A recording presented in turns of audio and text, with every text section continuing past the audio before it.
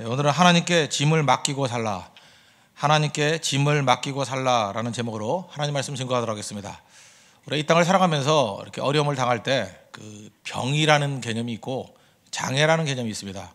병은 disease, 또 장애는 disorder 이렇게 표현합니다. 병과 장애의 차이점이 무엇입니까? 병은 변화가 되는 거죠. 그래서 발전하여 더 악화될 수도 있고 또 좋은 방향으로 나가서 이렇게 치유될 수도 있고 그걸 병이라 그래요.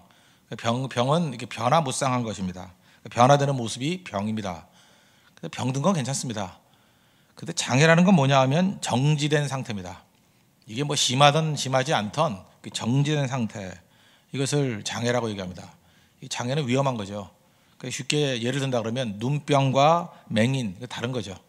눈병은 잠시 잠깐 눈에 이상이 있고 안 보일 수 있습니다. 그러나 나을 수 있는 게 병이고 맹인은 고착화된 것입니다. 정지된 상태라는 것입니다. 우리의 삶 가운데 많은 부분에 정도의 차이는 있지만 변화되지 않는 게 문제라는 것입니다. 뭐 심하다 심하지 않다 보다도 변화되지 않고 정지된 상태에 머물러 있다 그러면 그건 장애라고 말할 수 있는 것이고, 아무리 심각하게 뭐 기절해 있는 상태에 있다 할지라도, 코마 상태에 있다 할지라도 병이라 그러면 건강하게 깨어날 수 있는 그런 회복의 가능성이 있다라는 것입니다. 우리의 삶 가운데 이런 걸 이제 스트레스라 그러는데 여러 가지 스트레스들이 있습니다. 그 스트레스를 만족하지 못하는 상태 또는 평안이 없는 상태라고 정의된다 그러면 이 부분을 잘 다뤄야 된다고 생각을 합니다. 신앙생활이라는 게 뭡니까? 다가오는 도전들에 대해서 어떻게 우리 반응하느냐, 이게 굉장히 중요하다고 생각을 합니다. 세 가지의 스트레스가 있다고 생각하는데, 첫째는 불안입니다. 불안, threat, 불안. 이건 위험에 대한 막연한 염려입니다. 이 불안이란 건 뭐냐 하면 도대체 너 왜 불안해하니 이렇게 말을 하면 대상이 없습니다. 뭐라고 표현할 수 없는데 이게 불안한 거예요. 마음이 막 흔들리고 있는 것입니다. 그래서 물어보면 무엇을 걱정하고 있는지 대답도 잘 못합니다. 무엇이 불안하냐 그러면 그 답을 잘 못할 때가 많다는 것입니다. 이유를 모르는 근심입니다. 이거 갖다가 뭐 요즘에 최근에는 뭐 심리학에서는 무의미 이렇게 표현도 하는데, 성경은 뭐라고 얘기하냐? 그 안에 하나님이 없는 사람들에게 오는 상태라는 것입니다. 우리 안에 하나님께서 충만하게 머무르지 않으면 이 불안의 상태가 언제나 있다는 것입니다. 그래서 세상에서 높은 지위가 있고 명예가 있고 또 돈도 많은 사람들 보면 저 사람 무슨 걱정이 있을까? 한번 만나서 대화해 보십시오. 저도 최근에 이렇게 굉장히 뭐 유복한 분들을 만났는데 그분들 속에 있는 표현이 그냥 불안이에요. 불안하다는 것입니다. 막연한 불안감, 하나님 없는 상태라는 것입니다. 그러므로 우리도 신앙인이지만 알게 모르게 하나님을 멀리 떠나거나 또는 믿음의 상태에서 이렇게 멀리 가 있으면은 제일 먼저 나타나는 현상이 이 불안 상태라는 것입니다. 그래서 이사야 48장 22절 보니까 여호와께서 말씀하시되 악인에게는 평강이 없다 하셨느니라. 그래서 악인이 뭐겠습니까? 하나님을 떠난 상태. 우리 한 사람 한 사람이 다 악인이 될 수 있겠죠. 그래서 하나님 앞에 머물러 있는 그 모습, 그게 꼭 필요하다는 것입니다. 오늘 사울의 모습 보십시오. 우리 뭐 16장에도 나오지만 하나님과 깊은 교제를 나누지 못했던 것 같습니다. 언제나 선지자가 옆에 있던 다윗과는 달리 선지자를 가끔마다 부르고 위기 상황에서 자기가 상담하거나 말씀을 들을 수 있는 선지자가 없는 상태가 사울의 상태입니다. 그러니까 언제나 불안해 있다는 것입니다. 그래서 18장 10절 같은 데 보니까 악령이 그의 삶 가운데 임하게 되었다. 뭐 우리는 사로잡혔다까지는 안 되지만 악한 영이 우리 삶을 어떻게 좌지우지할 수 있다는 것입니다. 그 상태가 불안이라는 거예요. 그래서 불안을 해결할 수 있는 가장 좋은 내용이 무엇이겠습니까? 언제나 하나님 바라보고 그죠? 예배의 자리 떠나지 아니할 때 이 불안한 상태에서 벗어날 수 있다는 것입니다. 그래서 우리 많은 사람들 새 힘을 얻고 다시금 일어설 수 있는 첩경이 예배에 있다는 거. 그래서 불안한 모습이 아니라 하나님 안에 거하는 그런 하나님의 능력의 종되기를 바랍니다. 우리 370장 찬양 있죠. 주 안에 있는 나에게 땀 근심 있으랴. 바로 그겁니다. 주 안에 머물러 있을 때 불안감이 없다는 것입니다. 다윗은 시편 3편 같은 데 보니까 천만이 나를 둘러쳐 진친다 할지라도 나는 두려워하지 않습니다. 이거 뭐예요? 주 안에 있는 모습이기 때문에 그래요. 환경이 아니라는 것입니다. 우리 이 땅을 살아가면서 굉장히 많은 스트레스를 받고 있는데 특별히 불안감, 이거는 하나님을 떠난 자의 모습이라는 것입니다. 주 안에 머무르면서 불안이 아니라 확신 가운데 서 있는 우리 하나님의 거룩한 종 되기를 바랍니다. 두 번째 스트레스의 모습은 어떤 형태로 나타나느냐? 이 좌절이라는 모습으로 나타납니다. frustration. 이 좌절이라는 건 뭐냐 하면 목표가 있기 때문에 생기는 겁니다. 목표를 세워놨는데 목표를 이루지 못하는 것입니다. 그래서 목적한 것을 이루지 못했기 때문에 오는 그런 심적인 상태, 이게 좌절감이라는 것입니다. 근데 어찌 보면 우리가 게으름 때문에, 무능력 때문에 이 좌절감이 생길 수도 있지만, 이 성경에서 말하는 대부분의 좌절감들은 뭐냐? 하나님이 주신 목표를 향해 나아가는 게 아니라 자기 자신의 욕심과 다른 사람이 던져주는 목표 때문에 그 엉뚱한 거 따라가다가 오는 좌절감입니다. 하나님께서는 우리에게 비전도 주시고 사명도 주셨습니다. 그리고 하나님께서 비전과 사명을 주시면 그걸 이룰 수 있는 능력을 안 주시겠습니까? 주신다라는 거예요. 그런데 하나님이 주시지도 않은 것을 추구하다가 넘어지는 예가 너무너무 많다는 것입니다. 사울을 보십시오. 사울에게 주신 사명이 무엇입니까? 이스라엘의 왕입니다. 왕 역할을 잘하면 된다는 거예요. 그런데 그의 마음 가운데 왕 역할, 하나님 앞에서 왕도 종 아닙니까? 여호와의 종입니다. 하나님이 맡기신 양떼들을 잘 이끌기를 원합니다. 그리고 하나님께서 그 맡겨주신 역할이 있잖아요. 그 시대마다 역할, 그거 이루고 주님 품에 가겠습니다. 그러면 아무 문제가 없는데, 하나님이 주시지도 않은 욕심, 하나님이 주시지 않은 것을 탐욕이라고 그러는데, 탐욕을 가지고 엉뚱한 목표를 삼았다라는 거예요. 그게 무엇입니까? 파퓰리즘이죠. 사람들에 대한 인기. 사울의 평생의 삶을 흔들었던 내용이 무엇입니까? 다른 사람들이 어떻게 생각할 것인가. 사무엘상 13장에 보니까 그 제사장만이 드릴 수 있는 번제를 자기가 드렸습니다. 이유가 뭐예요? 백성들이 흩어짐으로. 민심이 흩어지는 것을 견디질 못했어요. 하나님의 마음이 떠나는 것은 견딜 수 있어도 사람들의 마음이 떠나는 것은 견딜 수 없는 게 사울이었습니다. 사람은 떠나가도 됩니다. 또 옵니다. 하나님이 중요한 거 아니에요? 하나님의 마음과 하나님 앞에 우리가 어떻게 서야 되는 것이 중요한 건데, 그게 사울에게는 없었다는 거예요. 근본적인 문제입니다. 근본적인 문제. 또 우리 그 아말렉을 멸하고 난 다음에 멸하라 그랬잖아요. 아강 살려두고 또 좋은 것들 남겨둔 이유가 무엇입니까? 사무엘상 15장의 내용들을 보니까 백성들이 그걸 기뻐했기 때문에. 그러니까 백성들이 기뻐하는 일이라 그러면 얼마든지 따라갈 수 있는 사람, 그게 목표였습니다. 그러니 하나님 백성들이 그걸 이룰 리가 없지요. 이루지 못하니까 좌절, 프러스트레이션, 좌절. 여러분 한번 곰곰이 생각해 보십시오. 내 삶 가운데 내가 지금 좌절감을 느끼고 있습니다. 하나님이 주신 목표였습니까? 하나님이 주신 꿈이었습니까? 하나님이 주신 꿈과 목표는요, 대부분 열매 형태로 나타납니다. 성령의 9가지 열매. 사랑과 희락과 합평과 이렇게 쭉 나가잖아요. 여러분들 사랑 못해서 좌절한 분 있습니까? 나는 이렇게 사랑을 못할까? 나는 이렇게 희락, 기뻐할 줄 모를까? 나는 화평이 없을까? 이런 걸로 좌절하는 사람 있어요? 그 좌절할 리가 없죠. 성령께 의지하면 성이 주신 선물이기 때문에. 대부분 내가 생각하는 목표예요. 왜 나는 돈을 못 버나? 왜 나는 높은 지위에 못 올라가나? 왜 나는 성공을 못 하나? 다 내용이 뭐예요? 하나님이 주신 거 아닙니다. 내 속에 있는 욕심이라든지 이 사회가 던져주는 먹잇감이에요. 거기서 좌절감을 낀다는 것입니다. 그래서 그 좌절감을 들고 다시 하나님 앞에 나오는데 목표는 하나도 변화되지 않아요. 그거 이룰 수 있게 위해서 하나님 도와주세요. 그런 식의 내용이 된다는 것입니다. 그러므로 우리도 사울과 다르지 않습니다. 골리앗 물리치고 돌아왔을 때 여인들이 노래 불렀습니다. 사울은 천천, 다윗은 만만.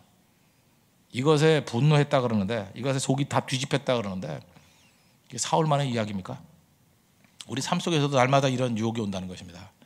교회에서 오면은 어떤 집사님은 만만이고 어떤 집사님은 천천이야. 그럼 속에 불이 확 올라오죠. 나는 보이지 않는 곳에서 죽도록 충성했는데 보이는 곳에서 몇 번 왔다 갔다 했다고 저런 칭호를 받나? 그죠? 거기에서 이제 분노심이 일어나는 거예요. 사울하고 다를 게 하나도 없다는 것입니다. 하나님이 인정해 주시잖아요. 우리 목표가 사람들의 인정입니까? 사람들의 박수예요? 그래도 그것도 필요하지. 그러면 사울의 함정에 빠진다는 것입니다. 이 좌절이라는 것은 잘못된 목표에서 나오는 거예요. 많은 스트레스가 바로 여기에서 오게 된다는 것입니다. 제가 어제 안타까운 통계를 봤습니다. 우리나라가 그 OECD 국가 중에서 40대 남자 사망률이 1위예요. 여기 40대들 계십니까? 살아계신 게 기적입니다. 40대 사망률 1위. 지금 굶어 죽는다는 얘기가 아닙니다. 직업이 없어 죽었다는 얘기 아닙니다. 집이 없어 죽었다는 얘기가 아니에요. 실제로 세계는요, 많은 사람들이 굶어 죽는 사람들 많습니다. 1년에 1,300만 명이 굶어 죽습니다. 이게 지금 우리 현 시대의 상황입니다. 진짜 굶어 죽는 사람들이 있어요. 우리가 많은 헌금들 그런 사람들 먹여 살리는데 보내야 된다고 생각합니다. 우린 너무 부유해 있잖아요. 지금 굶는 사람도 있어요. 1,300명이 굶어 죽어요. 하루에 35,000명이 죽습니다. 한 1분에도 24명, 1분 60초 딱 지나가는 순간에 24명이 굶어 죽습니다. 근데 그렇게 죽는 것보다 더 무서운 게 바로 뭐냐? 그죠? 경쟁에 의해서 죽는 거예요. 경쟁에 의해서. 다 피곤한 인생을 살아갑니다. 우린 뭐 먹긴 먹지만 안 죽습니까? 영적으로 다 죽어가고 있다는 것입니다. 제가 이렇게 끝나고 나갈 때 인사를 하지 않습니까? 악수를 해보면 손이 다 삭았어요. 이 손이 삭았다는 얘기가 뭐냐 하면 손에 힘이 하나도 없어요. 어쩜 그렇게 핏기도 없는 손인지 그 악수도 제대로 못할 정도로 그 회피하는 거 있죠. 뭐 그런 사람도 있고 손을 딱 만져보면 알잖아요. 이 사람이 어떤 모습인지. 온기도 없고 의욕도 없고 참 그 손 잡아주고 싶습니다. 그냥 다시 일어나라고. 그리고 이렇게 안녕하세요 할 때 어떤 형제 보니까 입에서 막 썩은 냄새가 나요. 사람이 걱정과 근심이 너무 많으면요 이 속에서 썩은 냄새가 올라옵니다. 입이 썩었어요. 마음이 썩고 있다는 거죠. 너무 괴로워하고 있다는 거죠. 그게 이 모습이라는 것입니다. 다 무엇입니까? 세상이 던져준 거 지키라는 거예요. 이루지도 못한 거 지키라는 거예요. 너 알량한 거 명예라도 지켜야 된다. 너 지위도 지켜야 된다. 너 자존심도 지켜야 된다. 야 총각이야 자동차도 한 대 없으면 장가도 못 간다. 그래서 그 좋은 차 사가지고 그거 지키느라고 그거 유지하느라고 지킬 게 너무 많다는 거예요. 또 배울 게 너무 많습니다. 또 배우고 또 배우고 또 배우고 완전 경쟁입니다. 경쟁 시스템 누가 준 겁니까? 마귀가 던져준 거예요. 누가 그런 경쟁하래요? 쓸데없는 경쟁하고 있는 겁니다. 그거 다 해봐야 다 패배자 될 수밖에 없다는 거예요. 사울이 지금 다윗하고 경쟁할 상태입니까? 왕이잖아요. 자기 부하가 승리하고 돌아왔으면 박수 쳐줘야죠. 그죠? 야 훌륭하다. 너 같은 부하를 뒀으니 내가 정말로 든든하다. 그럼 끝나버릴 것인데 이것까지도 경쟁으로 만들어버린다는 거예요. 그럼 얼마나 피곤한 인생이겠습니까? 모든 것들이 세상에 던져주는 것들은 경쟁이에요. 비교의식이고 여기서 좌절이 온다는 거예요. 좌절. 그러므로 좌절은 이루어야 끝나는 게 아니고 목표에 대한 재정립이에요. 하나님이 주신 일만 이루겠습니다. 그게 내게 주신 은혜예요. 사도 바울은 그렇게 표현했어요. 내게 주신 은혜, 내게 족하다. 다 해야 된다는 얘기 아닙니다. 내게 맡기신 거 감당하면 하나님께서 최고의 것으로 인정해 주신다는 것입니다.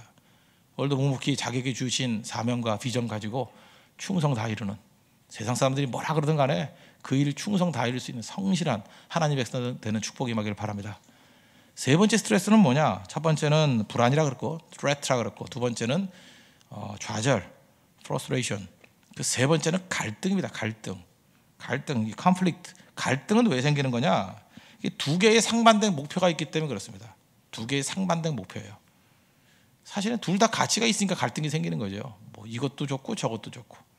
그런데 하나님께서 우리에게 이끄신 길이 있으면 그냥 갈등하지 말고 그 길을 가야 된다는 것입니다. 그러니까 다 이루려고 하는 욕심이 이런 일들을 벌이게 된다는 거예요.